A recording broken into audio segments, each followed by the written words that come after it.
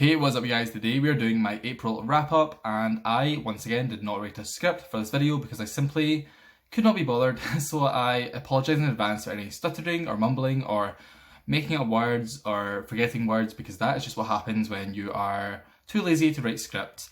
I will not be speaking about all of the books that I read in April in this video because I've already made a video on the LGBT classics that I read, so if you have not watched that, go and check it out. The link will be in the description. And I have some really good books in that video, as always, but this month especially, I had some new favourites, so go and check that out after this.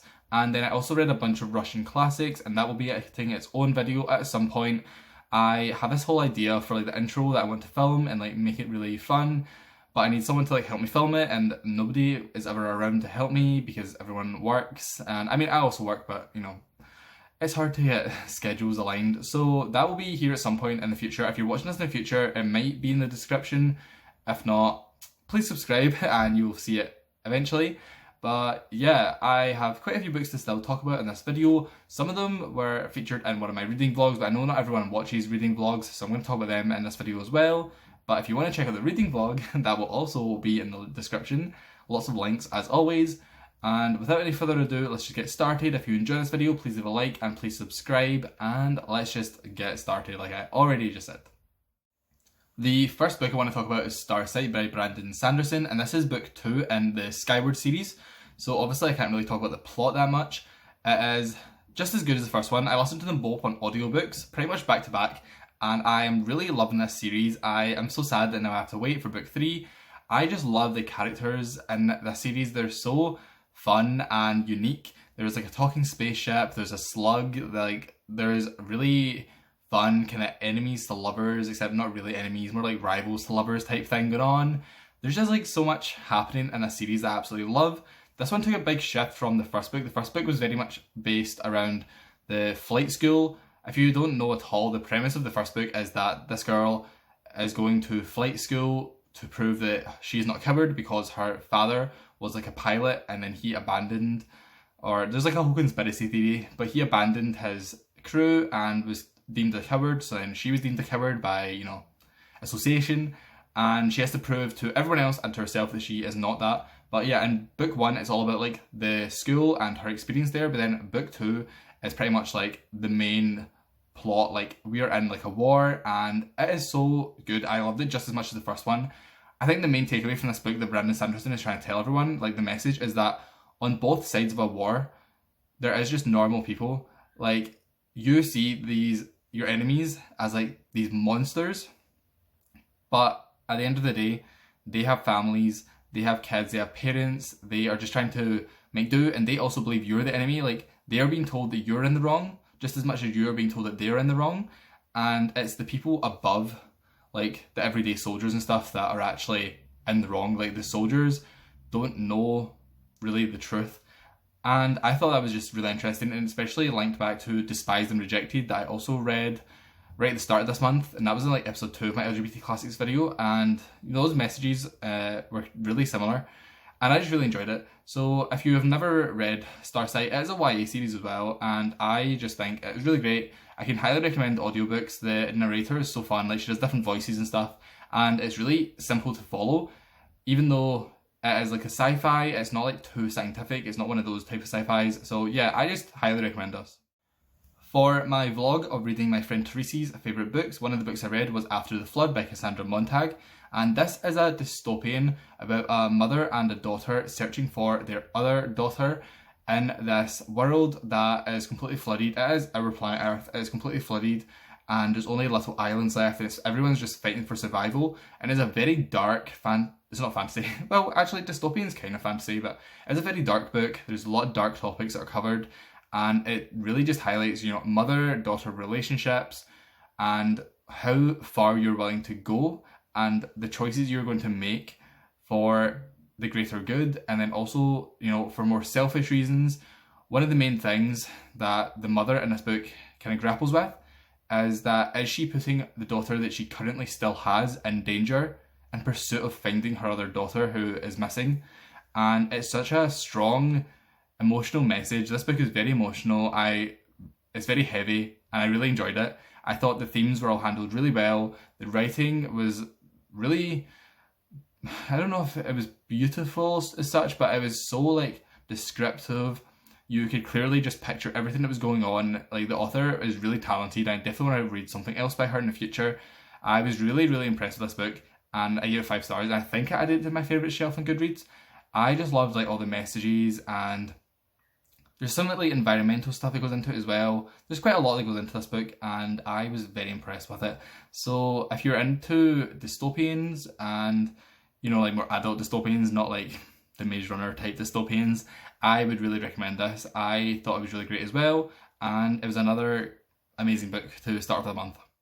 Another book I read for that vlog was Patron Saints of Nothing by Randy Rebay, and he is a Filipino author, and this book is about a Filipino boy who lives in the US now with his parents, and his cousin back in the Philippines is killed, and there's a whole kind of mystery, like nobody will tell him why, so he decides to go back to the Philippines and investigate for himself, and there we travel with him through the Philippines, experiencing the culture, the food, the family life, the dark sides and the good sides of the Philippines, and coming to terms with what happened to his cousin, and then also finding out the truth.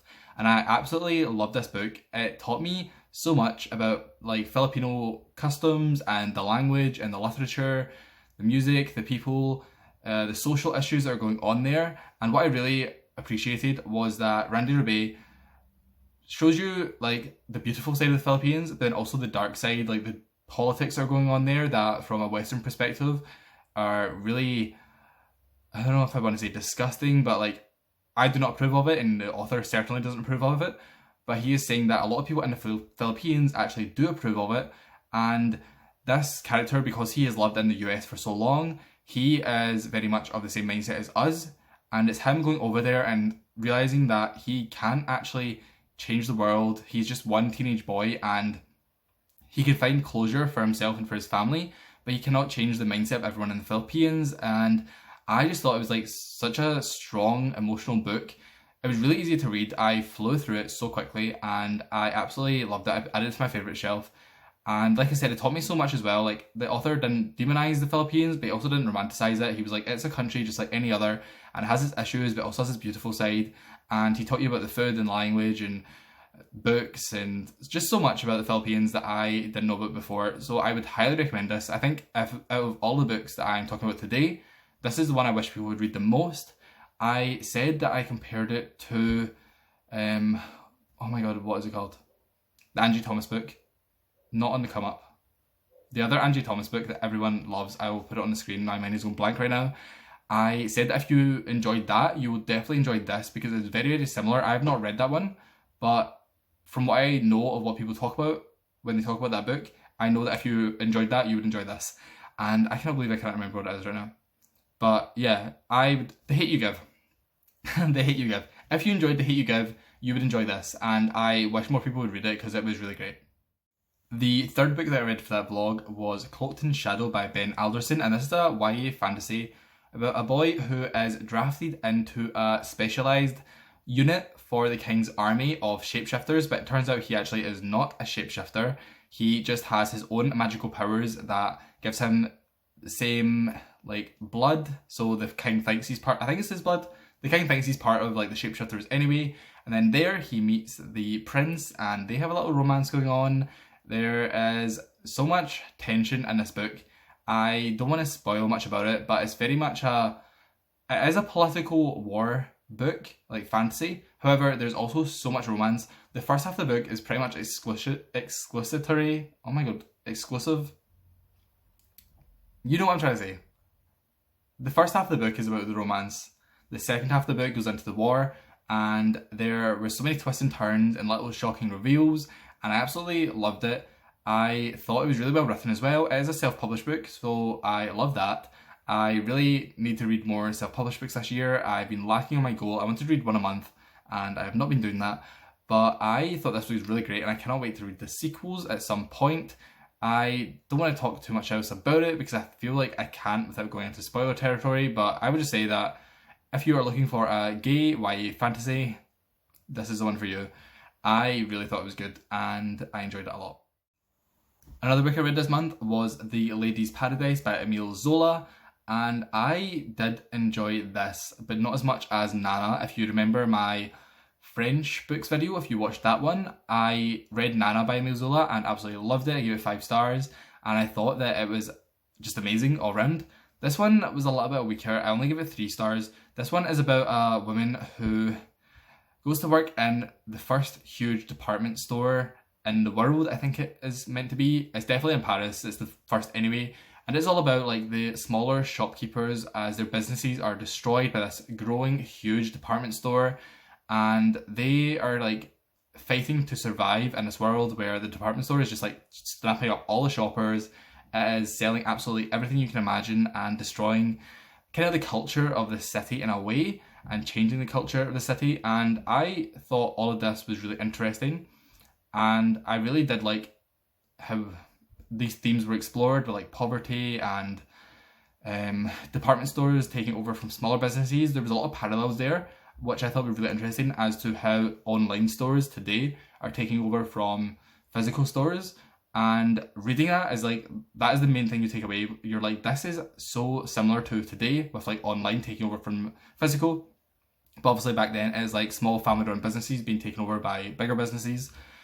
So those were really fun parallels to explore. What I didn't love, however, was that although Emile Zola is like a really, really talented writer, his descriptions in this book were ridiculously long. He would describe the insides of the store and the outside, like just everything about the store for pages and pages and pages, to the extent where I was just skimming it because he's just describing what the store looks like. And it does really set like a strong setting. You can envision the store so well. The hectic atmosphere inside the store, like he establishes it so well. Like all the customers, like the crushing that's going on, like the fighting for deals. It is really well written. It's just too much. Like he goes over the top with it to like a ridiculous extent. So that is like what kind of brought it down a little bit. And also the characters just weren't as strong. Their motivations weren't as strong as in Nana or as interesting. And there's like a romance as well, and it is the worst romance I've ever read about, I think. There's no chemistry between the characters. It's pretty much a romance of circumstance and like a kind of love at first sight type thing. I don't know, it just was not well written at all. And this was a buddy read, kind of like a group buddy read on Goodreads. And everyone was kind of saying the same for the most part, that the romance was just like the worst part ever. It was so weak. So yeah, I did enjoy this. I'm glad I read it, but I would never reread it. And it was only 3 stars. And finally, I read On Earth We're Briefly Gorgeous by Ocean Vuong, who is a Vietnamese author. And I don't even know how to describe what this book is about. It's kind of a coming of age story. It's very poetic. The author is a poet, first of all, and then this is his first attempt at writing a novel. And he very much writes it in a poetry style, but it's not like a prose book. It's just like very lyrical, very, very, very flowery, like purple prose, like to the extreme. Like Emile Zola has nothing on him. Like Emile Zola just about the descriptions, and this was just like similes and metaphors and stuff like that. And it's all about coming of age. The gay, the character is gay, and it's about like him discovering that and like his first romance.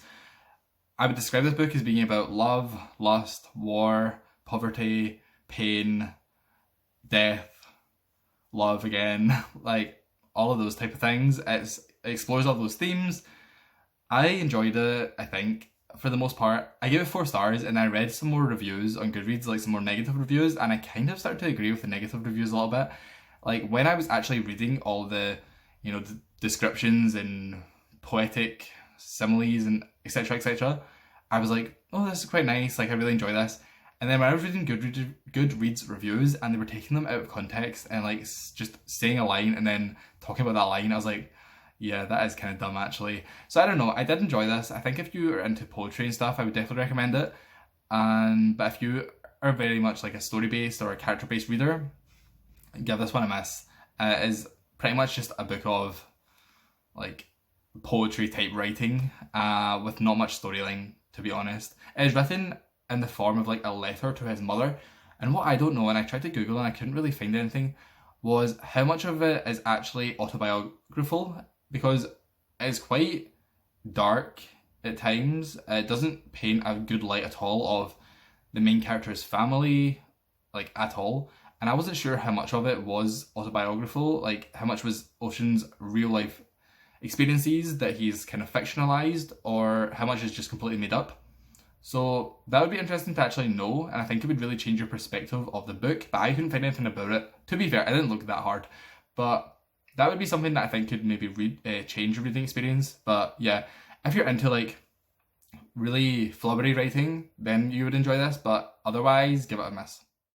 So those were some of the books that I read in April. Again, if you have not watched my LGBT Classics video, the latest one will be in the description, and the Russian video will also be in the description whenever I finally film it, at some point hopefully soon.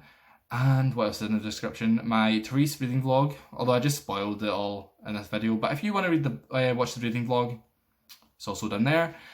And that is pretty much everything. If you want to follow me on Twitter or Instagram, I never really said some videos, but the links are also in the description, or Goodreads if you want to add me as a friend and see what I'm reading in real time. I don't write reviews that often. Just like if I feel inspired, I'll write a review. I always write reviews for the LGBT Classics, so you get spoilers for those videos if you follow me on Goodreads, but yeah. Up to you, whatever you want. If you enjoyed this video, please leave a like and please subscribe for more, and I will see you in my next one.